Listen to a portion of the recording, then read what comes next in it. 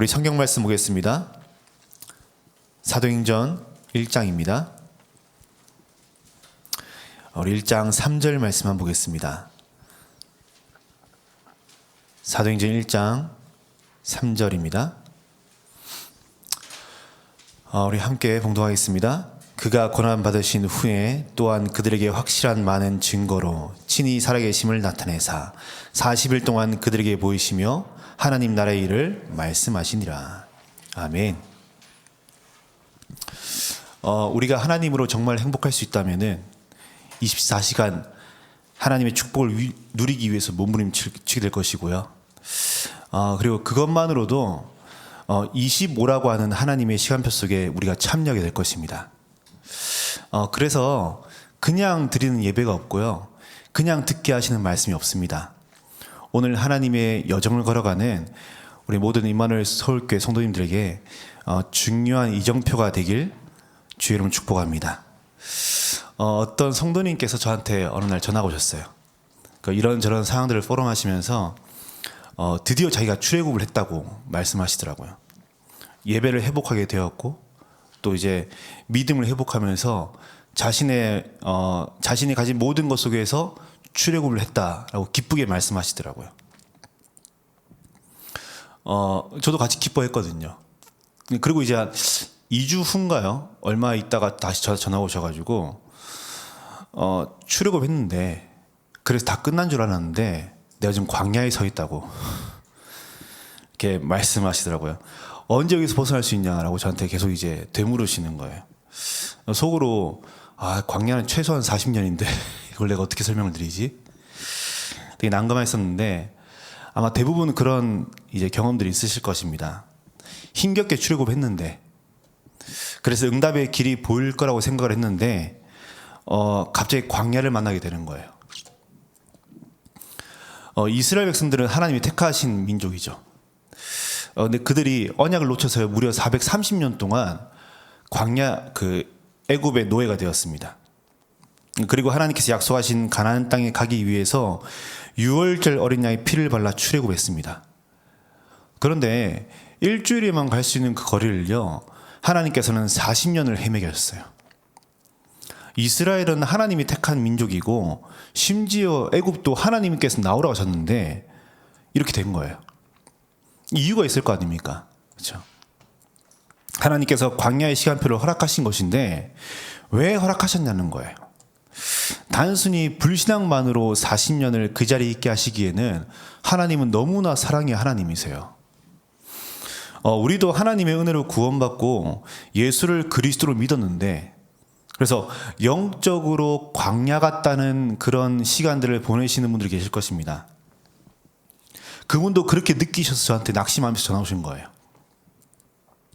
실제로 너무 막막하고 어려운 광야 같은 시간표를 가진 분들도 계실 겁니다. 보통 우리는 어려움을 보고 광야라고 하죠. 물론 하나님께서는 어려움을 통해서 영적인 광야 같은 시간표를 주실 때도 있습니다. 보통 어려움이라고 하면은 뭐 질병을 가지고 있거나 아니면은 경제적으로 힘든 상황들을 말하는데요. 질병이 광야면은 그러면 질병이 고쳐진 건 가나안 땅입니까? 가난한 게 광야면은 돈을 많이 버는 건 가나안 땅입니까? 가나안이 하나님이 약속하신 언약이라면은 그래서 우리에게 가나안은 237 치유 서밋의 언약이라면은 거기까지 가기 위해서 광야의 시간표는 반드시 있는 것입니다. 여러 가지 어려운 상황이 있을 수 있고 문제가 있을 수 있죠. 나에게 예수가 그리스도라서 그래서 문제가 안 되어지는 건 내 믿음이고요. 그렇지만 내 상황 자체가 어려울 수 있잖아요. 왜 이런 일을 허락하시냐는 거예요. 어떤 성도님은 꽤 오랜 시간 동안 신앙생활 하셨는데 한 20년 가까이를 다락방에 계셨어요. 근데 아직도 귀신을 보고 계세요. 어떤 분은 여전히 변하지 않는 상황 속에서 자꾸 고쳐지지 않는 문제 때문에 무너지고 계십니다. 왜 이런 시간표를 허락하셨냐는 거예요. 하나님께서는 그 속에서 굉장히 중요한 것을 발견키를 원하십니다. 내게 뭔가 불편하고 어려운 상황, 영적으로 나를 건드는 모든 상황 속에서 하나님께서는 발견키를 원하세요. 발견해서 완전히 복음을 박살내고 무너뜨리고 바꾸길 원하시는 겁니다. 이걸 발견하지 않고 그냥 지나간다고 결국 좋은 것이 아닙니다. 병이 있으면 빨리 발견하고 치유해야 되죠. 안 아프다는 이유로 가져가는 것은 안 되는 거예요. 오히려 병을 더 키우는 것이죠. 그래서 광야와도 같은 영적으로 힘들다고 느껴지는 지금 상황 속에서 빨리 발견하셔야 돼요. 서론적으로 뭘 발견하시냐? 첫 번째로요, 내 안에 암처럼 들어와 있는 창세기 3장의 각인이에요. 창세기 3장도 무서운데 이게 각인되었어요. 우리 모든 인류가 지금까지 무너지고 영적인 재앙 가운데 있는 이유가 뭡니까? 창세기 3장이에요. 그런데 이것도 무서운데 이게 내 삶에 각인되어 있는 겁니다. 이게 각인되어 있으니까 문제가 아닌 걸 붙잡고 두려워합니다. 그리고 문제가 아닌 걸 붙잡고 낙심하고 넘어져요. 그리고 반대로 이게 좀 해결된다 싶으면은, 문제나 낙심거리가 해결된다 싶으면은 그게 응답이라고 기뻐합니다. 내가 가진 게 응답이라고 자랑하기 이전에 아직도 내게 각인되어 있는 그 창세기 3장의 기준이 무너져 있는지 확인하셔야 돼요. 그리고 그 기준이 무엇이었는지를 광야의 시간표를 통해서 확인하고 발견하는 게 먼저입니다.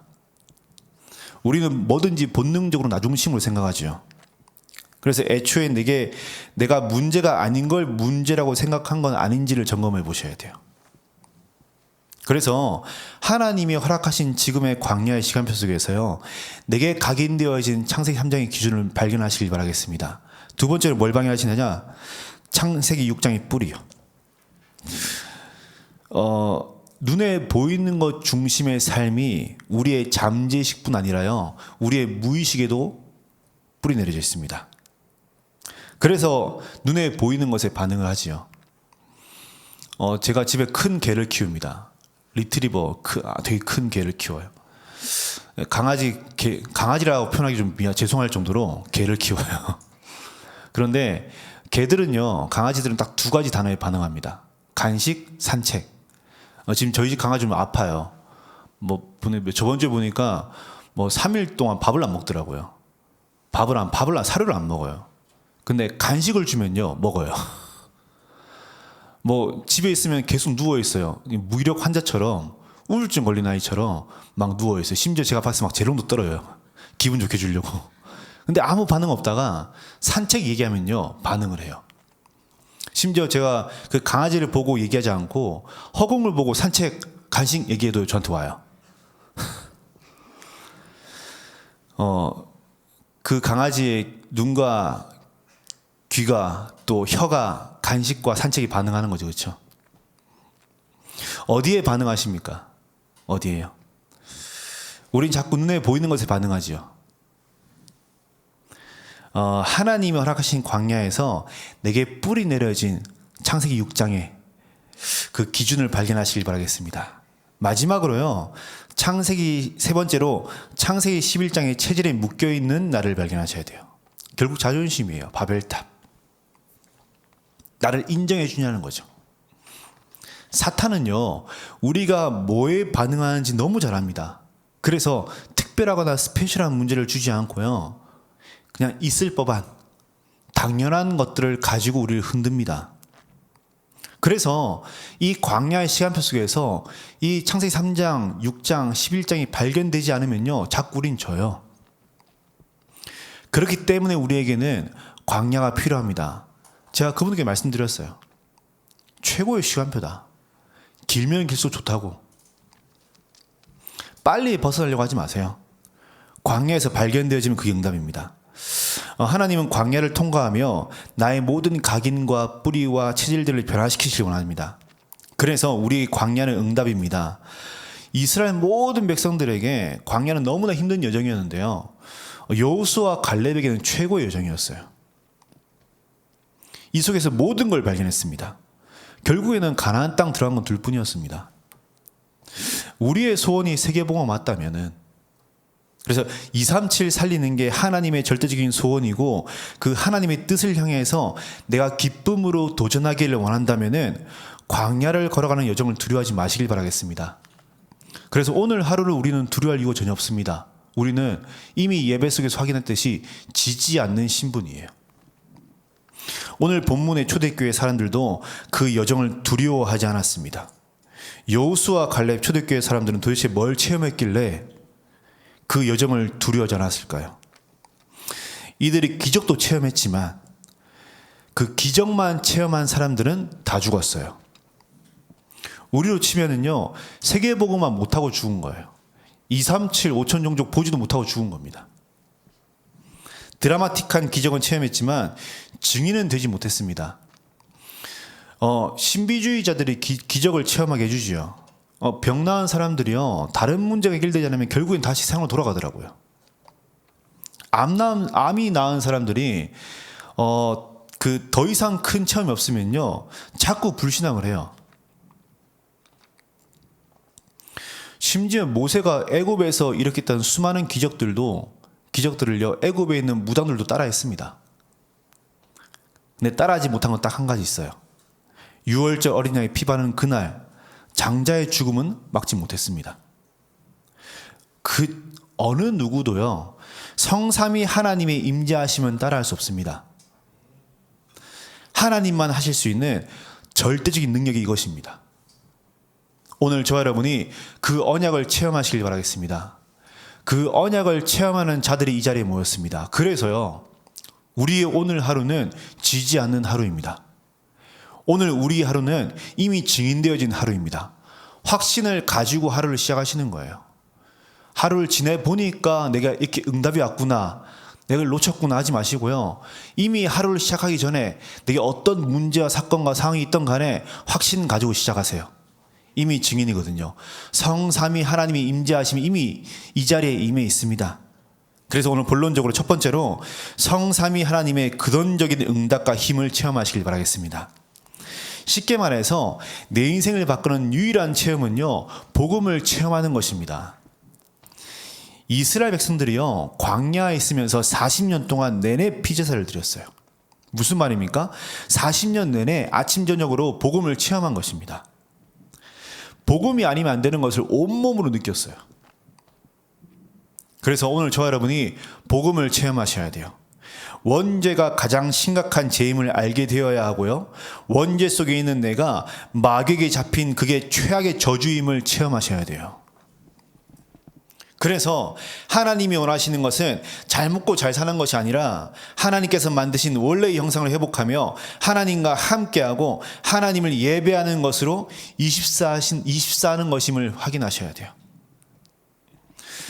그런 내가 원죄 때문에 하나님께서 만드신 목적대로 살 수 없었는데 예수가 그리스도가 되셔서 내가 하나님의 형상을 회복했구나, 원래의 모습을 회복했구나. 그래서 매일 하나님을 예배하는 것이 특별한 것이 아니고 당연한 것이구나. 그래서 나를 원래의 모습대로 살게 하신 그리스도는 내게 모든 것이구나. 이게 체험되어야 됩니다. 모든 문제의 원인은 하나님을 떠난 것인데요. 하나님 만나려면 죄사함 받아야 되는데 죄사함 받아야 다 끝나는데 우리는 다 끝났습니다. 누구 때문에요? 그리스도 때문에요. 그래서 그리스도는 모든 문제 해결자이십니다. 여기에 24시간 집중하시는 거예요. 24시 집중하신다는 것은 온통 생각이 빠지는 것이 아닙니다. 나의 신앙의 고백, 내 모든 걸음, 내 모든 선택, 이것이 그리스도를 위한 것이 되셔야 돼요. 그리스도는 하나님 만나는 유일한 길 되시죠. 그리고 그리스도를 믿는 우리의 그리스도는요, 내가 걸어가야 될 유일한 길입니다. 오늘 저와 여러분이 그 길을 걸으시길 바라겠습니다. 두 번째로요, 성삼위 하나님의 영원한 역사. 그러한 하나님이 내게 주시는 말씀은요, 단순히 오늘을 살아가는 이정표 정도가 아닙니다. 내게 있는 저주를 잠재우는 부적 따위가 아닙니다. 성삼위 하나님의 영원한 역사가 하나님의 말씀입니다. 그래서 말씀을 체험하세요. 모든 것 다 시들지만 하나님의 말씀은 영원하십니다. 그렇죠? 그래서 성삼위 하나님의 영원한 역사는 다른 것이 아니고 오늘 내게 주시는 말씀입니다. 이 말씀이 내게 임했을 때에, 말씀이 나의 신비에 담겼을 때에 모든 건 무너지는 것이에요. 이 말씀 붙잡고 나아갈 때에 여리고가 무너집니다. 홍해가 갈라져요. 가나안 땅이 정복되어져요. 싸우지도 않았는데요. 말씀을 체험한다는 것은요, 내 경험의 가치나 내 수준, 이걸 넘어서는 것이에요. 내 수준이나 행위, 방법, 양심으로는 절대로 구원받을 수도 하나님이 기뻐하시지 않음을 깨달으셔야 돼요. 심지어 그것으로는요, 사단이 꺾이지도 않습니다. 내 행위로 꺾이는 것이 아닙니다. 그리스도로 꺾이는 것이죠. 그렇죠? 내 선택으로 꺾이는 것이 아닙니다. 내 선택 가운데 내가 붙잡은 그리스도를 통해 꺾이는 거죠. 그래서 우리의 선택 가운데는 어려운 게 하나도 없어요. 내가 뭘 선택하느냐 중요하지 않습니다. 사람들 자꾸 고민하죠. 뭘 선택해야지 하나님 기뻐하실까? 오른쪽 걸 선택해야 되냐, 왼쪽 걸 선택해야 되냐? 자꾸 얘기를 해요. 뭐가 더 이득일까? 뭐가 더 좋은 것일까? 죄송하지만 우리의 선택 가운데는 하나님이 기뻐하시는 의의는 하나도 없습니다. 하나님이 기뻐하시는 오직 한 가지, 그리스도입니다. 그래서 내가 선택한 그 자리에서 그리스도 붙잡으세요. 하나님 모시기의 의의는요, 나의 행위와 방법과 수준과 기준이 아닙니다. 내가 그 자리에서 그리스도 붙잡을 때, 그래서 내 삶이 그리스도로 덮인 바 되어진 그 상태를 보고 하나님께서는 의롭다 여기시는 것입니다. 그래서 하나님께서는 말씀을 통해 이루시고 역사하십니다. 그래서 말씀을 붙잡지도 않았는데 뭔가가 해결되어진다면요, 오히려 멈추셔야 돼요. 철저하게 우리는 말씀 앞에 서셔야 돼요. 사람들이 너무 낮은 수준으로 복음을 이해하지요. 맨날 삶을 이야기하고 행위를 이야기하고 그래도 그렇지. 그렇죠? 그런 얘기를 많이 합니다. 그게 마치 의로운 복음처럼. 그렇게 얘기하면 그건 위험한 것입니다. 복음만 드러나야 돼요. 복음만. 다시 말해서 예수 그리스도만 드러나야 됩니다. 예수님께서 불신자들한테 욕먹지 말라고 주신 복음이 아닙니다. 그렇죠? 그들 모두가 훌륭하게 살려고 주신 복음도 아닙니다. 현장은요, 불신자들은 복음만 기다립니다. 복음 가진 우리의 올바른 행위를 기다리는 것이 아니고요, 복음 가진 우리의 어떤 선한 어떤 행위와 일들을 기다리는 것이 아니고 복음만 기다립니다. 즉 말해서 예수가 그리스도이심을 기다리는 것이에요. 그래서 자꾸 내 삶이 말씀 앞에서 충돌되어서 복종케 되셔야 돼요. 내 삶이 얼마나 말씀 따라가는 삶이 아닌지를 체험하셔야 돼요. 그리고 철저하게 말씀 따라가는 삶이 되도록 몸부림치셔야 됩니다. 그게 광야이기 때문에 괜찮습니다. 광야이기 때문에, 우리의 시간표가 광야이기 때문에 어떠한 몸부림을 쳐도 어떤 문제도 괜찮습니다. 하나님은 말씀으로만 역사하시기 때문에 완전히 말씀 앞에 서는 삶이 되셔야 됩니다. 마지막 세 번째로, 이러한 우리에게 주시는 특별히 역사하시는 하나님의 시간표입니다. 우리가 복음을 체험하여 또 말씀 앞에 서가지고 하나님이 원하시는 기도를 회복할 때에 하나님이 특별히 역사하시는 시간표가 우리의 삶에 오게 될 것입니다. 그래서 새벽 기도는 되게 중요합니다. 새벽 기도. 보통 새벽에 약속을 잡지 않죠. 그렇죠? 신방도 새벽에 잡는 사람은 못 봤습니다. 저는. 목사님 신방 새벽 5시에 아무도 안 그래요. 뭐 중요한 사람과 식사를 해야 되는데 그럼 우리 아침 7시에 볼까? 그런 사람 없습니다. 그렇죠? 보통 점심때 저녁에. 새벽은 지극히 개인적인 나만의 시간이에요. 누구에게도 빼앗기고 싶지 않은 시간입니다. 근데 그 시간을 여러분들은 하나님께 드린 거예요. 이게 하나님의 특별한 시간표입니다. 그리고 오늘 저와 여러분은 이미 주신 말씀 붙잡고 기도할 때에 하나님의 특별한 시간표 속에 들어가게 될 것입니다.